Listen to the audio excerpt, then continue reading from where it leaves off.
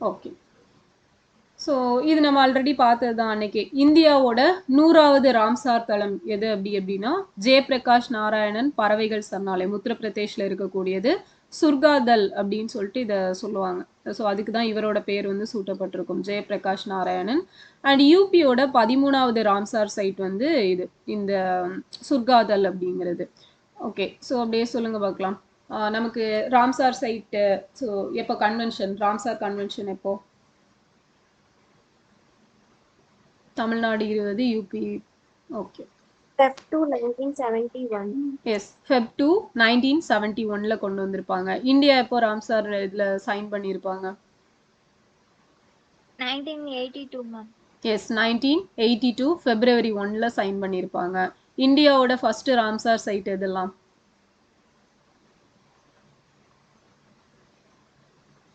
Silica lake. Yes, Chilika லேக்கும் Keoladeo national park இல்லையா, ராஜஸ்தான்ல இருக்கக்கூடியது. சிலிகா வந்து ஒடிசால இருக்கக்கூடியது. ரெண்டு தான் இந்தியாவோட ஃபர்ஸ்ட் ராம்சார் சைட். பட் நம்ம அதில் சைன் பண்ணுறதுக்கு முன்னாடி, அதுக்கு ஒரு வருஷம் முன்னாடியே இதை வந்து அனௌன்ஸ் பண்ணியிருப்பாங்க 1981ல. எஸ். ஸோ நெக்ஸ்ட் பார்த்தீங்க அப்படின்னா பெரிய ராம்சார் சைட் இது இந்தியாவில், largest Sundarban. Okay. Smallest Renuka. Okay. So ஹிமாச்சலில் இருக்கக்கூடியது. ஸோ நெக்ஸ்ட் பார்த்தீங்க அப்படின்னா அதிகமான ராம்சார் சைட்டு நமக்கு தமிழ்நாட்டில் இருக்குது. ஸோ எத்தனை ராம்சார் சைட்ஸ் இருக்குது? 20 ராம்சார் சைட் இருக்கு. ஸோ இதில் அதிகமான ராம்சார் சைட் எந்த டிஸ்ட்ரிக்ட்ல இருக்குது? ராமநாதபுரம். ராமநாதபுரம். ஸோ எத்தனை இருக்குது? 5. எஸ், 5. ஸோ என்னெல்லாம் இருக்கு அந்த 5 சொல்லுங்க பார்க்கலாம். சக்கரக்கோட்டை, சித்தங்குடி, கஞ்சிரகுளம், தீர்த்தங்கள், மன்னார்குடா. இன்னொன்று. ஸோ 2 ரிப்பீட், ஒரே இது 2 டைம் ரிப்பீட் பண்ணீங்க. இன்னொன்று இது சக்கரக்கோட்டை, தீர்த்தங்கள், கஞ்சிரங்குளம், சித்திரக்குடி. சித்திரங்குடி, மன்னார் வளைகுடா. ஸோ இது 5 நமக்கு ராம்நாட்டில் இருக்கக்கூடியது. ஸோ இது நம்ம பார்த்துருப்போம். நெக்ஸ்ட் பார்த்தீங்க அப்படின்னா நாட்டின் முதல் ஓகே, நம்ம தமிழ்நாட்டில் ஃபர்ஸ்ட் ராம்சார் சைட் எது? Point Calimere. Yes, point Calimere. ஓகேவா? ஸோ அந்த புள்ளிமான்கள் சரணாலயம், அதுதான் தமிழ்நாட்டில் ஃபர்ஸ்ட் ராம்சார் சைட். அடுத்தது நாட்டின் முதல் E85 பெட்ரோல் பங்க். ஸோ இது நம்ம அன்னைக்கே பார்த்துருப்போம். E85 அப்படிங்கிறது என்னது சொல்லுங்க. எவ்வளோ பர்சன்டேஜ் பெட்ரோலு, எவ்வளோ பர்சன்டேஜ் எத்தனால்?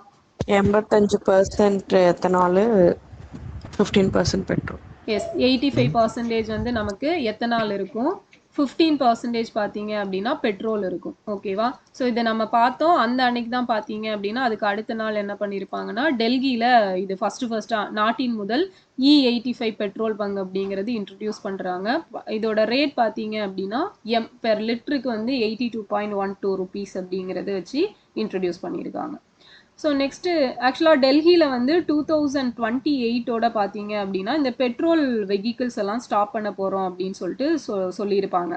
அதை ஸ்டாப் பண்ணிட்டு ஃபுல் அண்ட் ஃபுல் வந்து எலக்ட்ரிக் வெஹிக்கிள் வந்து கொண்டு வரணும் அப்படிங்கிறது தான் அவங்களோட டார்கெட்டு. ஏன் அப்படின்னா அந்த பொல்யூஷனுக்கு ஒரு மெயின் ரீசனாக இந்த வெஹிக்கிளும் இருக்குது. அப்படிங்கிறனால பெட்ரோல் வெஹிக்கிள்ஸுக்கு வந்து 28க்கு அப்புறமா அனுமதி கொடுக்க மாட்டோம் அப்படிங்கிறத சொல்லியிருக்காங்க. ஸோ அதுக்கு முன்னாடி எல்லாருமே வந்து வெஹிக்கிளுக்கு மாறணும் அப்படிங்கிற அந்த பிளான் வந்து டெல்லியில் போயிட்டு இருக்குது. ஓகே. ஸோ நெக்ஸ்ட் பார்த்தோம் அப்படின்னா நார்வே செஸ் தொடர் 2026. ஸோ நார்வே செஸ் தொடரை வென்ற முதல் இந்தியர் யாரு அப்படின்னு பார்த்தீங்க அப்படின்னா பிரக்யானந்தா. ஓகேவா? இவர் தான். அண்ட் ஜெர்மனியோட வின்சென்ட் கெய்மர். ஸோ இவரை வீழ்த்தி பிரக்யானந்தா வந்து வின் பண்ணியிருக்காரு நார்வே செஸ் தொடர். அவர் ஜெயிச்சதை விட நார்வேல போய் ஜெயிச்சது தான் பேசிட்டு இருக்காங்க. ஆமா. ஸோ நார்வேல வந்து ஏன்னா இந்தியன் ஒருத்தங்க வந்து வின் பண்ணது, அதுவும் இல்லாம நம்ம தமிழ்நாட்டை சேர்ந்தவர் இல்லையா, ஸோ அதனால ரொம்ப ஒரு ஸ்பெஷலான ஒரு விஷயம்தான். எஸ். ஸோ நெக்ஸ்ட் பார்த்தோம் அப்படின்னா நீலகிரி வரையாடு திட்டம். ஸோ நம்ம மோடிஜி வந்து நார்வே போயிட்டு இப்பதான் சம்பவம் பண்ணிட்டு வந்திருப்பாரு. ஸோ அதுக்கப்புறமா இவர் எஸ். ஓகே. ஸோ நீலகிரி வரையாடு திட்டம், ப்ராஜெக்ட் நீலகிரி தார் பார்த்தீங்க அப்படின்னா நமக்கு தெரியும் 2022 அக்டோபர் 12ல வந்து கொண்டு வந்திருப்பாங்க. ஸோ இப்போ வந்து 3வது நீலகிரி வரையாடு கணக்கெடுப்பு அப்படிங்கிறது நடத்தியிருப்பாங்க. ஸோ அதோட ரிப்போர்ட் வந்து நமக்கு ரிலீஸ் பண்ணியிருப்பாங்க. இந்த நீலகிரி வரையாடு கணக்கெடுப்பு ஃபர்ஸ்டா எப்போதான் எடுத்திருப்பாங்க அப்படின்னா நமக்கு இதுதான் இந்த 2022ல ப்ராஜெக்ட் ஆர் அப்படிங்கிறது கொண்டு வந்தாங்க இல்லையா, அதுக்கப்புறம் முதலா 2024ல வந்து எடுத்திருப்பாங்க. சரியா, 2024 ஏப்ரல் 29ல இருந்து 2024 மே 1 வரைக்கும் எடுத்திருப்பாங்க. ஒரு 141 பகுதிகளில் எடுக்கப்பட்டிருக்கும். அண்ட் இது வந்து நம்ம தமிழ்நாட்டில் நீலகிரி வரையாடுகளோட எண்ணிக்கை. ஸோ இவங்க இந்த டைமில் பார்த்தீங்க அப்படின்னா ஃபஸ்ட்டாக 1031 தான் இருந்துச்சு. முதலாக எடுக்கும்போது 1031 இருந்திருக்கும். இது வந்து ஆக்சுவலாக நமக்கு இவங்க கேரளா கவர்மெண்ட் கூட நம்ம தமிழ்நாடும் சேர்ந்து வெஸ்டர்ன் காட்ஸ் ரீஜியனில் வருது இல்லையா, ஸோ அதனால கேரளா தமிழ்நாடு சேர்ந்து தான் இதை எடுப்பாங்க.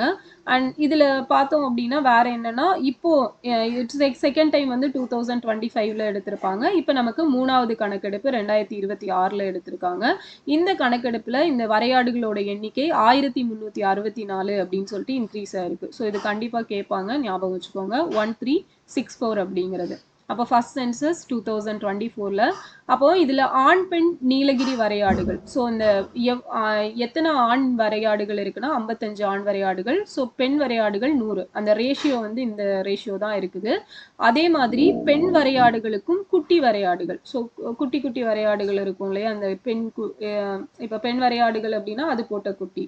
ஸோ அந்த ரேஷியோ பார்த்தீங்க அப்படின்னா 100க்கு 66 அப்படிங்கிற ரேஷியோல இருக்குது. ஸோ இந்த தேர்டு நம்ம வரையாடு கணக்கெடுப்புல என்ன ஒரு ஸ்பெஷாலிட்டி அப்படின்னா ஃபர்ஸ்டா ஒரு ஆப் வந்து ரிலீஸ் பண்ணியிருக்காங்க. என்ன ஆப் அப்படின்னா வருடை அப்படிங்கிறது. ஸோ நம்ம ஜியாகிரபி அந்த வீடியோஸ்ல வந்து பார்த்துருப்போம். ஸோ வருடை அப்படிங்கிறது என்ன அப்படின்னா நம்ம நீலகிரி வரையாடோட சங்க இலக்கியத்துல குறிப்பிடப்பட்டிருக்கக்கூடிய ஒரு பெயர் தான் இந்த வருடை.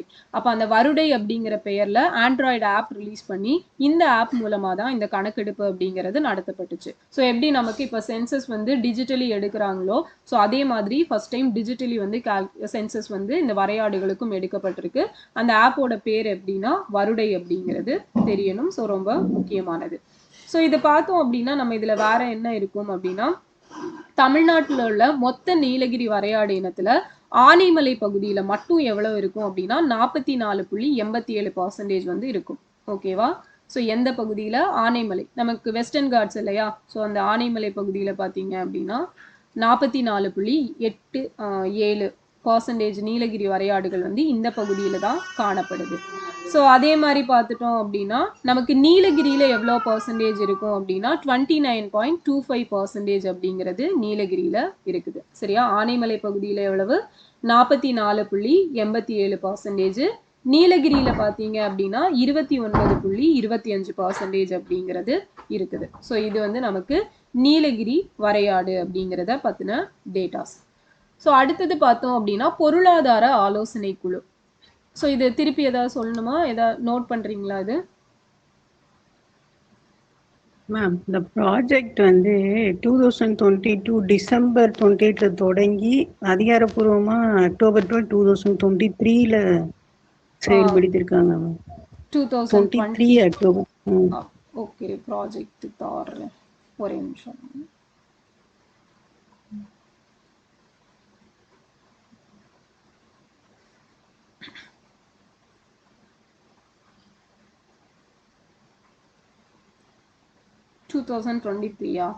Okay fine.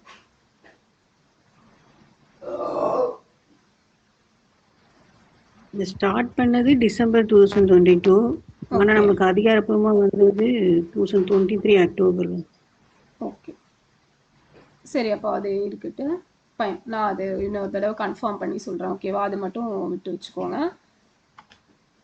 ஸோ நெக்ஸ்ட் பார்த்தீங்க அப்படின்னா இதில் வேற ஏதாவது பாயிண்ட்ஸ் ரிப்பீட் பண்ணணுமா, இந்த பர்சன்டேஜ் ஏதாவது?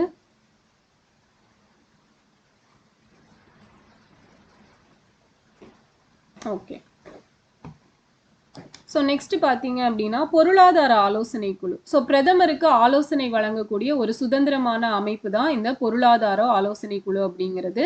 ஸோ இது யார் தலைமையிலான குழு அப்படின்னு பார்த்தீங்கன்னா எஸ் மகேந்திர தேவ். ஓகேவா, மகேந்திர தேவ் அப்படிங்கிற ஒரு தலைமையிலான ஒரு குழு தான் இந்த பொருளாதார ஆலோசனை குழு. ஸோ இது என்னெல்லாம் இவங்களோட ஒர்க் அப்படிங்கிறது தெரிஞ்சுக்கோங்க. பிரதமரால பரிந்துரைக்கப்படும் பொருளாதாரம் சார்ந்த அல்லது பிற விவகாரம் குறித்து பகுப்பாய்வு பண்றது, அவங்களுக்கு ஆலோசனை வழங்குறது, பேரியல் பொருளாதாரம், ஸோ இந்த மேக்ரோ எக்கனாமி அப்படிங்கிறது படிப்போம் இல்லையா, ஸோ அதோட முக்கியத்துவம் வாய்ந்த விவகாரங்கள்ல இவங்களோட கருத்துக்களை பிரதமர் கிட்ட சொல்றது, ஸோ இது எல்லாம் தான் இவங்களோட ஒர்க்கு. அண்ட் ரொம்ப ரொம்ப இம்பார்ட்டண்டான விஷயம் என்ன அப்படின்னா, தாமாக முன்வந்து பிரதமருக்கு இந்த குழு ஆலோசனை வழங்க முடியும். ஓகேவா? ஸோ பிரதமர் கேட்டா மட்டும் இல்ல, அவரு அவங்களா வந்து முன் வந்து ஒரு விஷயத்துல பிரதமருக்கு ஒரு அட்வைஸ் கொடுக்கணும் அப்படின்னு நினைச்சாலும் எக்கனாமிக்கல் ரிலேட்டடா அவங்க வந்து கொடுக்க முடியும் அப்படிங்கிறத சொல்லியிருப்பாங்க. ஸோ இதான் பொருளாதார ஆலோசனை குழு அப்படிங்கிறது. ஸோ நெக்ஸ்ட் பார்த்தோம் அப்படின்னா தெற்காசிய மகளிர் கால்பந்து போட்டி. ஸோ இது வந்து மர்மகோவால வந்து நடந்திருக்கும். ஷாஃப் கால்பந்து போட்டி அப்படின்னு சொல்லுவாங்க. இந்தியா இதுல 6th டைம் வந்து சாம்பியன்ஷிப் வந்து வின் பண்ணியிருக்காங்க. ஓகே, 6வது முறையா இந்தியா சாம்பியன்ஷிப் வின் பண்ணியிருக்காங்க. யாரு ஆப்போசிட் பார்ட்டி விளையாடி இருப்பாங்க அப்படின்னு பார்த்தீங்கன்னா வங்கதேசம் வந்து விளையாடி இருப்பாங்க. அடுத்தது WR செஸ் போட்டி. ஸோ இது வந்து டோக்கியோ ஜப்பான்ல நடந்திருக்கும். நார்வேல வந்து பிரக்யானந்தா வின் பண்ண அந்த டைம்ல பார்த்தீங்க அப்படின்னா அவங்களோட அக்கா வைஷாலி வந்து WR செஸ் போட்டியில வின் பண்ணியிருப்பாங்க. மகளிர் செஸ் டூர் போட்டியில வின் பண்ணியிருக்காங்க. ஸோ இதுவும் வந்து இம்பார்ட்டண்டான ஒன்று. நெக்ஸ்ட் வந்து பிரெஞ்சு ஓப்பன் டென்னிஸ் பந்தயம் மகளிர் ஒற்றையர் பிரிவில் மிர்ரா ஆண்ட்ரீவா, ஸோ இவங்க ரஷ்யன் பிளேயர். ஸோ இவங்களோட ஃபர்ஸ்ட் கிராண்ட் ஸ்லாம் பட்டம் வந்து இதுதான். சரியா, பிரெஞ்சு ஓப்பன் தான் வந்து இவங்களோட ஃபர்ஸ்ட் கிராண்ட் ஸ்லாம் பட்டம். மிர்ரா ஆண்ட்ரீவா இவங்க ரஷ்யாவோடது. ஸோ நம்ம இந்தியாவோட ஃபர்ஸ்ட் கிராண்ட் மாஸ்டர் யாரு? Viswanath Anand. Okay, so Keynes வந்து father of macro economics. Okay, next பார்த்தோம் அப்படின்னா சோழர் கால முருகன் சிற்பம். ஸோ இந்த சிற்பம் எங்க கிடைச்சிருக்கு அப்படின்னா விழுப்புரத்துல மரக்காணத்துல கிடைச்சிருக்கு. ஸோ நம்ம விழுப்புரம் மரக்காணத்துல என்ன ஸ்கீம் வந்து ஸ்டார்ட் பண்ணாங்கன்னு பார்த்திருப்போம்.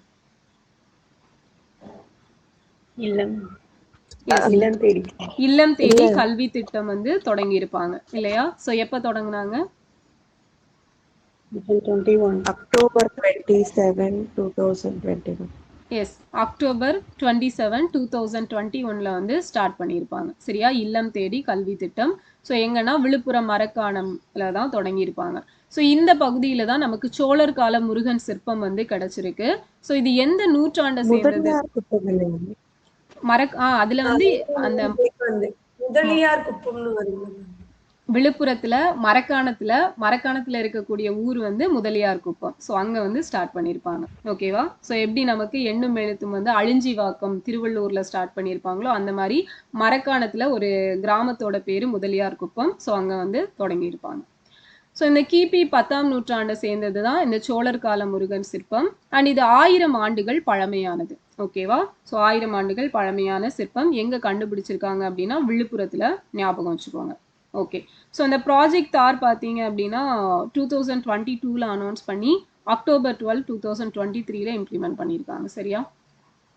ஸோ அனௌன்ஸ் பண்ணது நமக்கு 2022, இம்ப்ளிமெண்ட் பண்ணது 2023 October 12.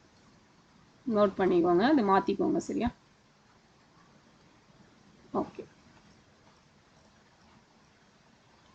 ஸோ அடுத்தது பார்த்தீங்க அப்படின்னா 2026ஆம் ஆண்டிற்கான பகதூர் சிங் லஹக் அப்படிங்கிற ஒரு விருது. ஓகேவா? மான பகதூர் சிங் லஹக் அப்படிங்கிற விருது யாருக்கு கொடுத்துருக்காங்க அப்படின்னா பெருமாள் முருகன் அவருக்கு கொடுத்துருக்காங்க.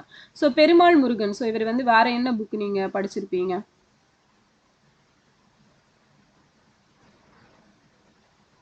ஐ மீன் இவரோட புக்கு நம்ம ஸ்கூல் புக்ல வேற என்ன கொடுத்துருப்பாங்க சொல்லுங்க பார்க்கலாம். ஸ்கூல் புக் ஆர் வேற ஏதாச்சும் கேள்விப்பட்டிருக்கீங்களா?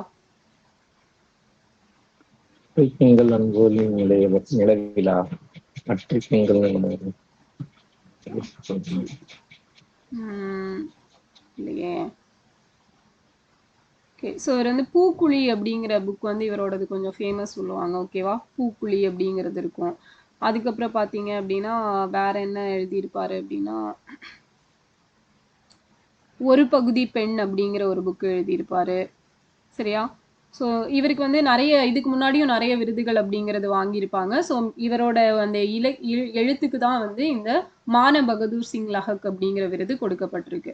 ஸோ இது ஆக்சுவலாக எதுக்காக கொடுக்கப்படக்கூடியது அப்படின்னா, கவிதை, நாவல் போன்ற படைப்பில் சிறந்து விளங்கும் எழுத்தாளர்களுக்கு இந்திய மொழி ஒற்றுமை மன்றம் சார்பில், ஓகேவா, இந்திய மொழி ஒற்றுமை மன்றம் சார்பில் கொடுக்கப்படக்கூடிய நாட்டின் மதிப்புமிக்க இலக்கிய விருது தான் பார்த்தீங்க அப்படின்னா இந்த மான பகதூர் சிங் லஹக் அப்படிங்கிறது. ஸோ அந்த விருது யாருக்கு கொடுக்கப்பட்டிருக்கு அப்படின்னா பெருமாள் முருகன் அவர்களுக்கு கொடுக்கப்பட்டிருக்குது.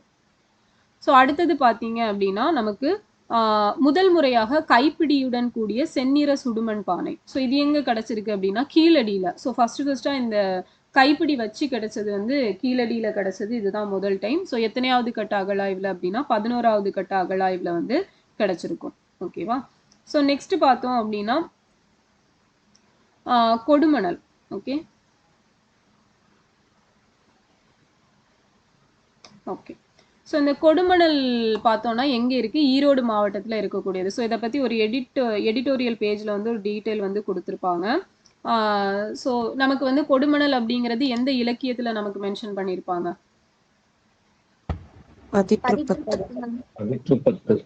ஓகே, 10 இல்லையா. ஸோ 10 கொடுமணம் அப்படின்னு சொல்லிட்டு மென்ஷன் பண்ணியிருப்பாங்க. ஸோ அதுதான் வந்து இங்க நமக்கு கொடுமணல் அப்படிங்கிறது கொடுத்துருப்பாங்க. அடுத்தது பார்த்தோம் அப்படின்னா பெரும் வணிக நகரமா இது இருந்திருக்கும். அண்ட் இந்த நகரத்தை பத்தி ஃபர்ஸ்ட் ஆய்வு பண்ணது யாரு அப்படின்னு பாத்தீங்கன்னா புலவர் ராசு செல்வி முத்தையா. ஸோ இவங்க 1961 வந்து ஆய்வு பண்ணியிருப்பாங்க. இது ரொம்ப முக்கியமானது. எந்தெந்த ஏரியாவை யார் யார் அகழாய்வு பண்ணாங்க அப்படிங்கிறது கரண்ட் அஃபேர்ஸ்ல வந்தா படிக்கணும் அப்படின்னு ஆல்ரெடி சொல்லியிருப்பேன். ஸோ டெக்னிக்கல் எக்ஸாம்ல கேட்டிருப்பாங்க அந்த கொஸ்டின் மேட்சிங்ஸ்ல அந்த ஏரியால யார் அகழாய்வு பண்ணாங்க அப்படிங்கிறத வச்சு கேட்டிருந்தாங்க. அப்ப நெக்ஸ்ட் பார்த்தோம் அப்படின்னா முசிறி மற்றும் பட்டினம் நகரத்தை இணைக்கும் ஒரு வியாபார தளமா தான் இந்த கொடுமணல் அப்படிங்கிறது இருந்துச்சு. அண்ட் இங்க வந்து இரும்பு ஆலை இருந்ததற்கான சான்று கிடைச்சிருக்கு. அதே போல இங்க கிடைச்ச பானை ஓடுகள் மேல இந்த அ ஆ இ ஈ இந்த மாதிரி பிராமி எழுத்துக்கள் எல்லாம் மென்ஷன் பண்ணியிருக்கிறாங்க. ஓகேவா. ஸோ இது வந்து கிமு 5ஆம் நூற்றாண்டை சேர்ந்தது. ஸோ இந்த பிராமி எழுத்து அப்படிங்கிறது இப்போ ஃபார் எக்ஸாம்பிள் எடுத்துட்டோம் அப்படின்னா ஆ அப்படிங்கிறது இப்படி இருக்கும். ஓகேவா. ஸோ இது வந்து ஆ பார்த்தீங்க அப்படின்னா இது வந்து இந்த மாதிரி சுழிச்சு விட்டாங்க அப்படின்னா. ஸோ இதில் வந்து இன் அப்படிங்கிறது வந்து இந்த மாதிரி இருக்கும். ஸோ இது வந்து இன்னு. அதுக்கப்புறம் யா பார்த்தீங்க அப்படின்னா ஸோ இது வந்து யா. ஓகேவா. ஸோ இதுதான் தமிழ் பிராமி எழுத்துக்கள் அப்படின்னு சொல்லுவாங்க. இதுதான் ஃபைன். ஸோ நெக்ஸ்ட் பார்த்தீங்க அப்படின்னா நமக்கு லாஸ்டா 2025 பார்த்தீங்கன்னா ஈரோட்டில் நொய்யல் அருங்காட்சியகம் அப்படிங்கிறது அமைக்கப்படும் அப்படின்னு சொல்லிட்டு தங்கம் தென்னரசு அவர்கள் அமைச்சராக இருந்தப்போ சொல்லியிருப்பாங்க. ஸோ அதை ஒரு 22 crores செலவில் அமைக்க போகிறோம் அப்படிங்கிறதும் அவங்க சொல்லியிருப்பாங்க. அப்போ அதை வந்து இப்போ அமைஞ்சிருக்கிற டிவிகே கவர்மெண்ட் வந்து அதை செயல்படுத்தணும் அப்படிங்கிற கோரிக்கைகள் எல்லாம் வச்சிருக்காங்க அப்படின்னு சொல்லிட்டு இதை பற்றி ஒரு எடிட்டோரியல் வந்து கொடுத்துருப்பாங்க. ஸோ நெக்ஸ்ட் பார்த்தோம் அப்படின்னா ஷிகல்லா தொற்று. ஸோ இந்த ஷிகல்லா தொற்று அப்படிங்கிறது மனித உடலில் முதன்மையாக குடல்களை பாதிக்கும் ஒரு பாக்டீரியா தொற்று. ஓகேவா. ஸோ இந்த குடல் பாதிப்பு வயிற்று பிரச்சனை அப்படிங்கிறது இதனால வரும். அப்போ இது கேரளாவில் வந்து ஃபர்ஸ்ட் டைமாக ஒரு குட்டி குழந்தைக்கு வந்து வந்திருக்குது. ஸோ அதனால தான் நியூஸில் வந்திருக்கும். அண்ட் அசுத்தமான குடிநீர் மற்றும் உணவு மூலம் இது பரவக்கூடியது இந்த ஷிகல்லா தொற்று. ஸோ நம்ம ரீசெண்டாக பார்த்துருப்போம் இந்த கிளாண்டர்ஸ் அப்படிங்கிற தொற்று எதுக்கு வந்து வந்திருக்கும்? குதிரை தொல்லியலுக்கு படிச்சிருக்கேன். ஸோ தொல்லியலுக்கு படிக்கல, சும்மா டைம் பாஸுக்கு படிச்சது. ஓகே. ஸோ குதிரை, கழுதை, ஸோ இதுலெல்லாம் ஏற்படக்கூடியதான் கிளாண்டர்ஸ் தொற்று. ஓகேவா. ஸோ நெக்ஸ்ட் பார்த்தீங்க அப்படின்னா நம்ம இது அந்த சிங்கத்தில் வந்து பார்த்துருப்போம் சிங்க குட்டிகளுக்கு ஏற்பட்ட ஒரு தொற்று அப்படிங்கிறது. ஸோ அது அந்த கிர் தேசிய பூங்கால கூட 8 சிங்க குட்டிகளுக்கு தொற்று ஏற்பட்டுச்சுன்னு பார்த்தோம் இல்லையா, ஞாபகம் இருக்கா?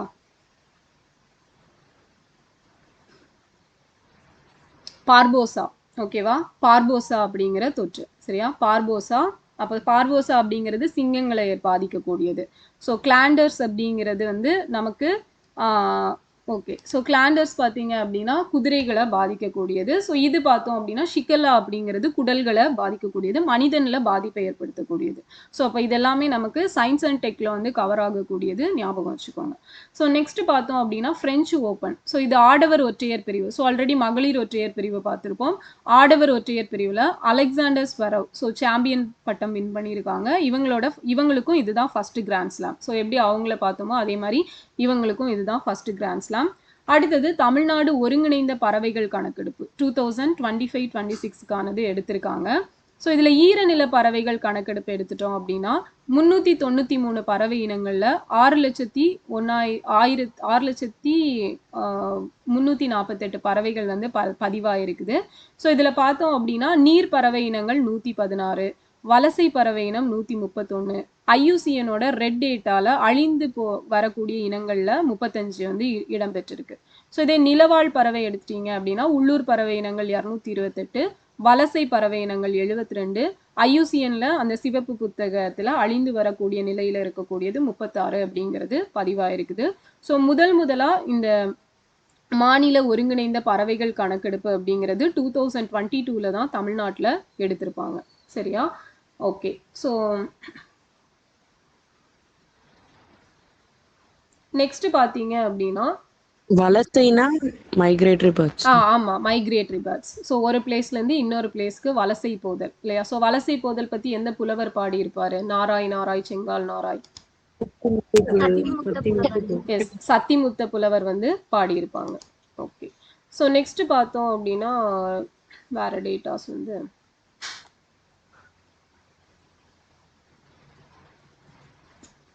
Tamil rapture census. ஓகேவா? ஸோ தமிழ்நாடு வேட்டை பறவைகளோட கணக்கெடுப்பு அப்படிங்கிறது நடத்தியிருப்பாங்க. ஸோ நீலகிரி வரையாடு கணக்கெடுப்பு நடத்தியிருப்பாங்க. அதுக்கப்புறம் இந்த பறவைகள் ஒருங்கிணைந்த பறவைகள் கணக்கெடுப்பு நடத்தப்பட்டிருக்கும். ஸோ இது இல்லாமல் பார்த்தீங்க அப்படின்னா மாநில அளவிலான வேட்டை பறவைகள் கணக்கெடுப்பு அப்படிங்கிறது நடத்தியிருப்பாங்க. ஸோ வேட்டை பறவைகள் வந்து ராப்சர் அப்படின்னு சொல்லுவோம் இல்லையா? ஸோ அதுதான். ஸோ இது பார்த்துட்டோம் அப்படின்னா நமக்கு நம்ம இங்கே இருக்கக்கூடிய வேட்டை பறவை இனங்கள் எவ்வளவு இருக்கு அப்படின்னு பார்த்தீங்கன்னா 65 பறவை இனங்கள் இருக்குது. வேட்டை பறவை இனங்கள் தமிழ்நாட்டில் 65 இனங்கள் வந்து இருக்குது. ஸோ அதே போல் பார்த்தோம் அப்படின்னா இதில் வந்து இது நம்ம சூழலியல் சேவைகளில் முக்கிய பங்காற்றக்கூடியதில் இதுவும் ஒன்று. அண்ட் இது மெயினாக எங்கே காணப்படும் அப்படின்னா வெஸ்டர்ன் காட்ஸ் அண்ட் ஈஸ்டர்ன் காட்ஸில் தான் அதிகமாக இருக்கும். ஸோ மேற்கு தொடர்ச்சி மலை, கிழக்கு தொடர்ச்சி மலைகளில் காணப்படக்கூடியது. ஸோ இந்த வேட்டை பறவைகளோட பாதுகாப்பை முன்னெடுக்கிறதுக்காக நம்ம மாநில அளவிலான ஒரு அமைப்பு ஒன்று அமைச்சிருப்பாங்க. அதோட பேர் என்ன அப்படின்னா தமிழ்நாடு ராப்டர் ஆராய்ச்சி நிலையம். ஓகேவா?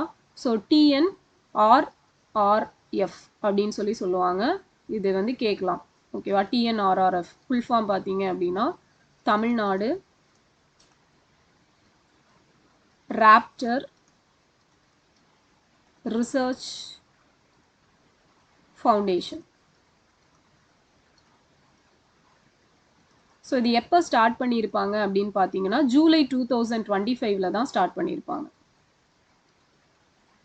ஜூலை 2025 ரொம்ப இம்பார்ட்டன்ட் ஆனது, கண்டிப்பாக கேட்பாங்க. சரியா? So Tamil Nadu raptor research foundation அப்படிங்கிறது. ஸோ இது எங்கே இருக்குது அப்படின்னு பார்த்தீங்கன்னா சென்னையில் வண்டலூரில் இருக்குது.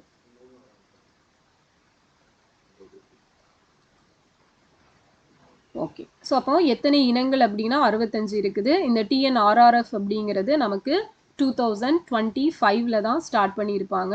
அதே போல் இந்த திட்டத்தை வந்து செயல்படுத்தி வரக்கூடிய உலக வனவிலங்கு நிதியம் இருக்காங்க இல்லையா? ஸோ அவங்க தான் இதை செயல்படுத்திட்டு இருக்காங்க. அதையும் தெரிஞ்சுக்கோங்க. உலக வனவிலங்கு நிதியம் இந்த ராப்டர்ஸ் ரிலேட்டடான ப்ரோக்ராம்ஸ் எல்லாத்தையும் கண்டக்ட் பண்ணுறது யார் அப்படின்னா உலக வனவிலங்கு நிதியம். So world wide fund for nature India, WWFIன்னு சொல்லுவாங்க. So world wide fund for nature in India.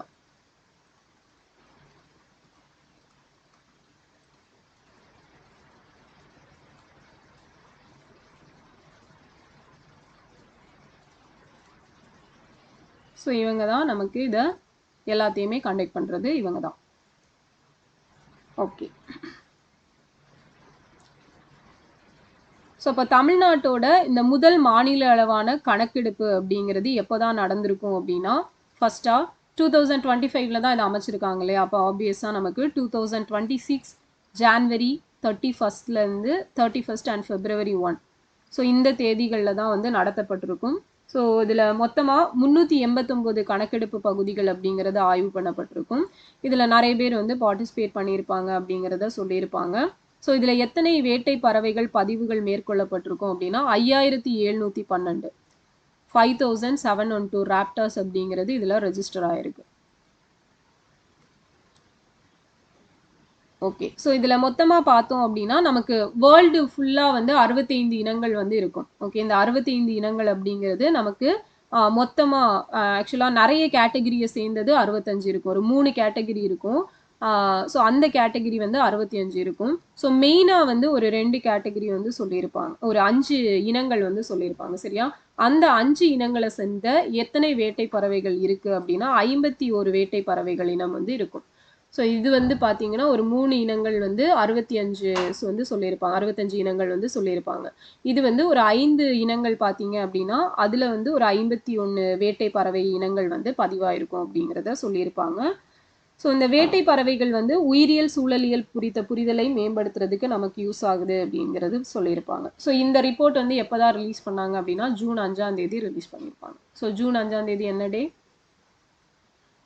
Environmental day. S, environmental டே அப்படிங்கிறது.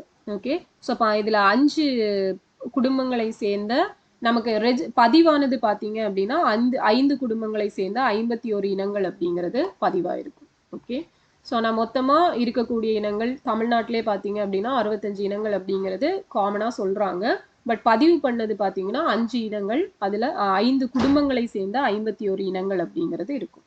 ஓகே, ஸோ அது வேணால் என்னென்ன ஃபேமிலி அப்படிங்கிறது எழுதிக்கோங்க. பாண்டியானியட், பாண்டியானிடே. ஸோ நெக்ஸ்ட் பார்த்தீங்க அப்படின்னா ஆசிபிட்ரே,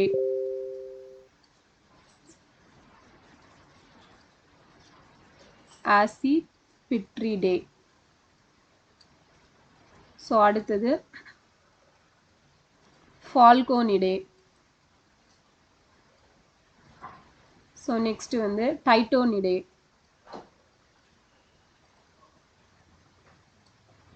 ஸோ அடுத்தது ஸ்ட்ரிகேட், இந்த 6 ஸ்ட்ரிகேட். ஓகேவா, பாண்டியானிடே, ஆசிபிட்ரிடே, ஃபால்கோனிடே, டைட்டோனிடே, ஸ்ட்ரிகோடே. ஸோ இந்த 5 ஃபேமிலிஸில் 51 இனங்கள், 51 டைப்ஸ் அப்படிங்கிறது இருக்கு.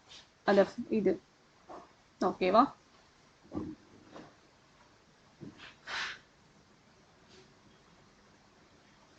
இதுதான் நம்மளுக்கு பதிவான டேட்டா.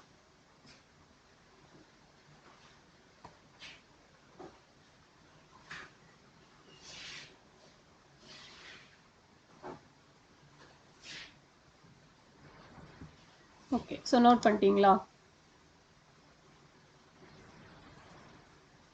ஷிங்கல்லா டைசென்ட்ரி ப்ரொடியூஸ், ஷிங்கல்லா பாக்டீரியா, அந்த ஷிக்கல்லா. ஓகே,